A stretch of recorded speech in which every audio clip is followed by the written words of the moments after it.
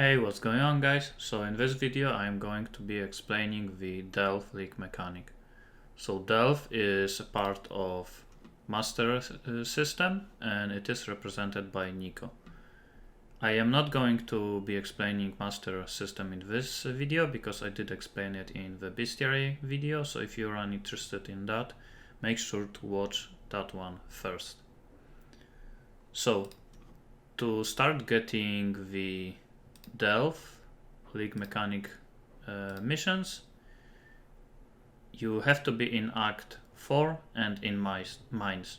This is the first time you will encounter a Nico and you will be able to interact with delve league mechanic. And once you reach maps, except for the normal ways to get master missions, the best way to put Nico inside of your map is through sulfite scarabs. So there are three versions: rusted, polished and gilded, and they will only give you more sulfite with each tier of scarab. So the encounter inside of a map is actually very simple. You just go inside of a map, you click the sulfite node and you get sulfite, and that's it. And to increase the amount of sulfite you get, you can, well, first of all, use better scarab, but second of all, you should do as high as possible map tier. So the best one is obviously map tier 16, and also you can increase the quantity of the map. So the more quantity the map has, the more sulfite you will get. So it is also a good idea to use, for example, sacrifice fragment to increase the quantity of the map even more. So each one of them will increase it by 5%. So let's go inside of the map, and this time let's just choose a normal Nico master mission. So let me show you the encounter, just so you can see how simple it is. So you just run around the map and look for the sulfite nodes. And there are always 3 sulfite nodes. So there is the first one. So you click it, you get some sulfite. Here's the second one.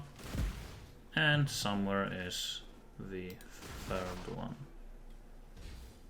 So let's look for it. And here is number 3.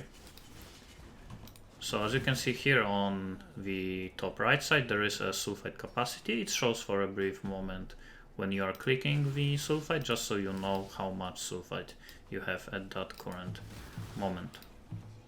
So that's the end of the encounter and your mission is completed.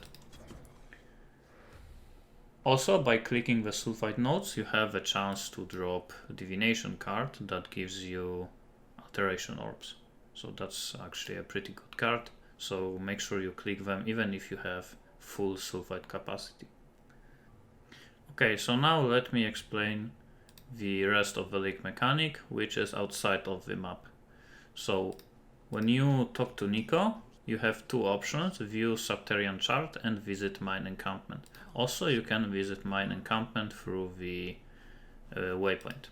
So let me travel to mine encampment. And the first time you encounter the sulfite is inside of your map and you first time enter the mine, you won't be able to interact with Subterranean chart. Here you will have to go to the mine here, and here you will have your first encounter, and after you complete it you will unlock Subterranean chart. So let me show you how it looks like. So delve is the first and only so far league which has endless scaling, so you can go deeper and deeper and deeper and deeper, and it will just increase its difficulty. And when you look at the rooms here, so each one of these rooms is an encounter, and you can go to them by simply just clicking them, but they have to be connected to your main path. So for example, I can go here, but I can't go here. And you can see here there is the depth level. So depth level is increasing, and when it is increasing, the difficulty increases. Also the monster level will increase, but it is capped at 83. Also you can see as the icon of the rooms what kind of reward you will get from that room. And at the bottom there is the cost of the sulfite that you have to use to be able to complete this room. And at the bottom left you can also see the name of the biome, which is petrified forest. So this dark black biome is petrified forest, and for example here is frozen hollow. And depending on the biome that the encounter is in, so for example this one is in this one, there will be modifiers at the bottom. So we can see here there is 40% monster's physical damage reduction and a lot of other ones, and all of the rooms in this area will be affected by these modifiers. And as you can see here in Frozen Hollow there are some different ones, but they are not always the same based on the biome. They are just random for I guess each area like this. So for example this Frozen Hollow has monsters cannot be taunted and so on, but this Frozen Hollow has different ones. So when you are doing a room, make sure to always check the mods, because some of them are actually really dangerous. So okay, so now let me show you one of the encounters, and this one is at depth 429, which is actually pretty difficult, but it's not super difficult. Most of the builds can do up to, I would say, like 200, 300 depth, and at that point it becomes quite difficult. But if you have a really good geared character, you can go a lot deeper. So let's do one encounter. So when you teleport to the mine, you have to move here to start the delve, but first let me show you the darkness mechanic. So when you enter like this kind of dark area, you will start getting the darkness debuff, and the darkness will just gain stacks and will start dealing damage to you. And when you go back to the light, so for example here, you will lose your stacks and you will start getting back your life. So again, I go into the darkness and I am starting to lose life. What you can do is here, as you can see, I have flares, and you can throw a flare and it will also create the light for some amount of time, and it will also clear your stacks. So now let's start the encounter. So you move alongside the crawler, and if you move in front of it, it will actually start moving faster. And you are just clearing monsters and trying to reach the end. When you go to the sides of the encounter, you can find a chest like this. So if you want to increase the amount of loot you get from an encounter, you can just search for the side zones and encounter some additional loot. So here I did encounter a fracture wall, which can be destroyed by dynamite, which is a second resource you can get from the mines. So you can throw it here and the wall will be destroyed. Then you enter behind the wall and you can find some rewards. So for example here I found some resonators, which I will talk about in a second. So let me finish this encounter. And once you reach the end, you will have some kind of special encounter based on the room. So for example here, some skeletons will start appearing and I just have to kill them, and the encounter is over. And as you can see, this one had contained gems, so here is a chest with some gems. Okay, so let's go back to the mine. Now inside of the mines there will be some special rooms. For example, this one is azurite, so it contains azurite. And azurite is a resource that you can use to upgrade your voltaxic generator, so basically to upgrade your crawler. So the top upgrades are the most important ones. First one, it just increases your sulfite capacity. It can increase it up to 65k, which is just convenient. You don't really need it that high. If you get it up to like 10k, 20k, It is good enough, but it is obviously a good quality of life to have it as high as possible. The darkness resistance is really important because, well, if you don't have darkness resistance, you will just die to darkness really fast. And if you reach the lower depths, the darkness become more powerful and you need more and more resistances. So for example, here you can see there is a penalty for depth 429 minus 516%.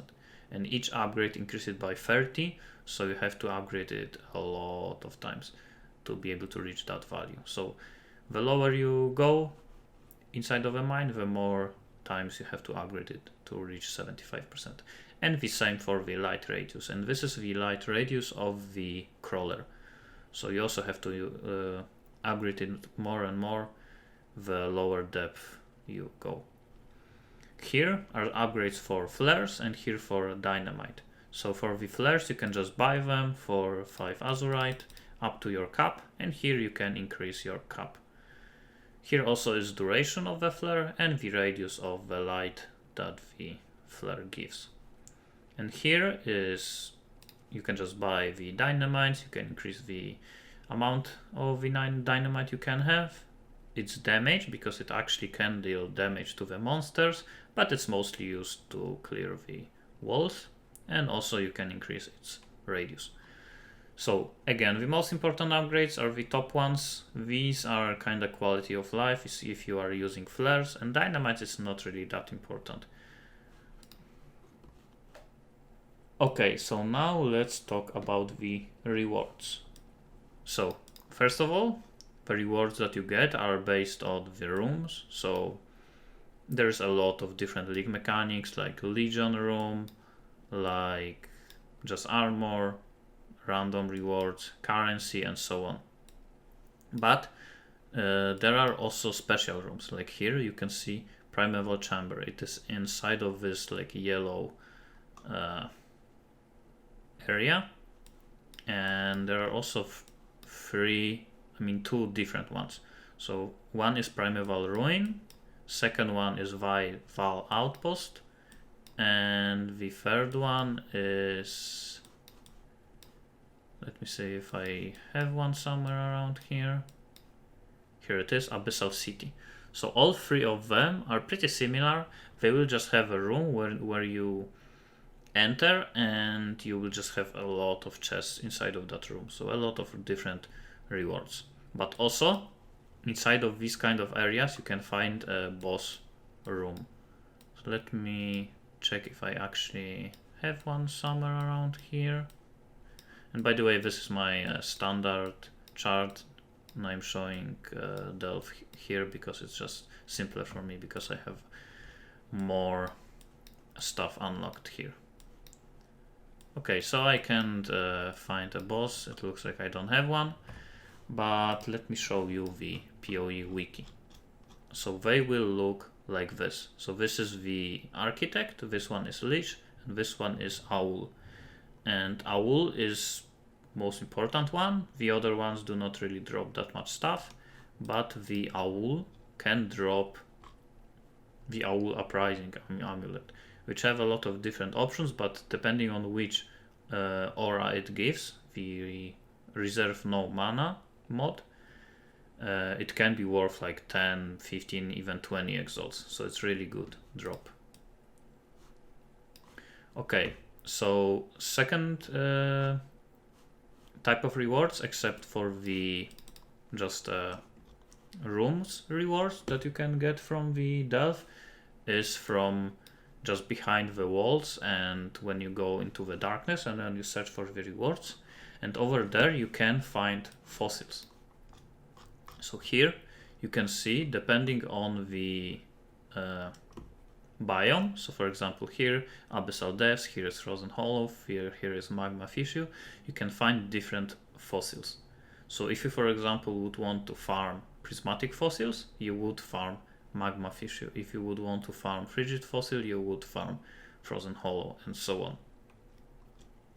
There are also special type of fossils, which are Tangled, Bloodstained, Hollow, Glyphic, Faceted, and Fractured. And these fossils can only be found in one of these rooms. So depending on the name of the room, you can find these fossils. There is also one more room that looks the same way, which is Smuggler's Stash, and it will just give you random normal fossils, not special ones. So make sure to check the name when you are looking for example, hollow fossil. It has to be Crystal Spire and so on. Also, there are special rooms, one for each type of damage. So there is chaos, physical, fire, cold, and so on. And in these rooms, you can find special types of items. And the most important one is the minion room. And inside of this room, you can find chests with +1 to level of Spectre. And that kind of chest can be really expensive, especially if you find a really specific base and high item level of that item. Okay, so now let's talk about different ways you can make currency using the Delve League mechanic. So first of all, you can just farm Delve, I would say normally, which would be just buying the Sulfite Scarabs, buying some tier 16 maps, using the fragments, just farming some Sulfite, and you can do that just any map, or you can focus on New Vastir or Lex Proxima, and here you get more Sulfite, you get some Sulfite for completing a map. Here you will get some additional missions and also some increased amount of Sulfite. It doesn't really matter in which zone, but I think I would recommend using this one. And after you get some Sulfite, you just go to the Delve and go as low as you possibly can, depending on your build. It can be like Dev 600, 500, 400, whatever you can do, and you just farm good rooms. So which ones would be good rooms? So for example, currency, legion, fossil, especially fossil ones, and especially the fossils with specific type of fossils. The fracture ones, hollow ones, and sometimes bloodstain, depending on the league. Also, while you are doing these rooms, it is a good idea to check the sides for the walls and destroy the walls, get some additional rewards inside of them. And also, if you look at the chart, you can see it is divided by these squares, and if there is a square between rooms, that means there will be a one wall. So here, if I would go from this one to this one, there will be always one wall somewhere inside of this area. So for example, here there would be no walls, and here there would be like 1, 2, 3, probably even 4. And also again, like I said, the minion rooms are really good, but the most important ones are these special type of rooms, especially the bosses ones and the fossils. The next way you can make currency is through deep delving. So deep delving requires a pretty specific builds. You can just find them on YouTube or just Google them. I haven't really been deep delving in the past, so I don't really know which types of build to recommend. But if you go below depth like 1000, you can get much better reward. It has been nerfed last league, but it's still pretty good idea to go deep delving and just getting much better rewards, because the lower depth you go, the better chance for getting special rooms. So these types of devs require very specific builds that just focus fully on damage and are very glass cannon, do not really have that much life, and rely on just dodging the attacks. So for the last method of making currency, I am gonna be using different character, because this method is pretty specific and you need to have a very fast character to be able to do this. So this is my character that I have been using to farm this strategy back in the days. in a hardcore league. So to do this, you should choose a pretty low depth, but at least depth level 100, because you can't spawn fossils if you are on too low of a depth. And I do believe you need to have depth at least like 100 or 120.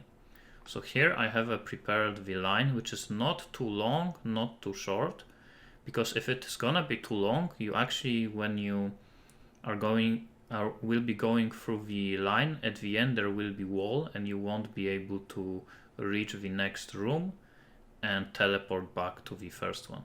So let me show you how this strategy works. So you enter the room that is already cleared and you just run super fast. You check the sides for the rewards. So here I found the fossil. Here's some chests, but it's not really that important to pick up the chests. Here is the wall, and you can't destroy the walls, because if you destroy the wall, the loot will stop spawning in this area. So here is some dynamite, forgotten loot, which is not that big. Lost wealth, I would click this chests, again the wall, which you don't want to destroy. And you would just check overall every area for the loot. You can also find resonators. And at the end you just reach the end of the room, which is around here. And you just teleport back to the area you started. And you can just do it endlessly. This way you don't have to, you don't need any investment, but it is not that big of a currency gain.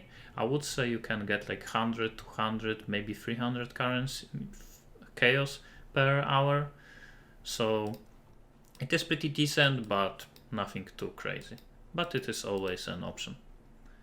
So these are pretty much all of the ways you can make currency. The best one that I would recommend is just normally delving at like depth 400 to 600, just looking for bosses, looking for special fossils, and that's pretty much it.